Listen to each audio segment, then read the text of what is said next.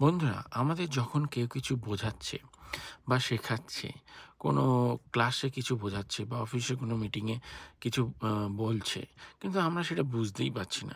সমস্যাটা এত কঠিন বা ব্যাপারটা এত কঠিন যে আমরা সেটা বুঝতেই পারছি না। সেটা আমার মনে হচ্ছে মাথার উপর দিয়ে চলে গেল। কিছুই তো বুঝলাম না কি বলল। তো সেই ক্ষেত্রে আমরা এগুলো ইংলিশে কি করে বলবো? যেমন প্রফেসরের ব্যাখ্যাটা আমার বোঝার বাইরে ছিল। ওই অঙ্কের সমস্যাটা আমার মাথার উপর দিয়ে চলে গেল। মানে ওই অঙ্কটা আমার মাথার উপর দিয়ে চলে গেল।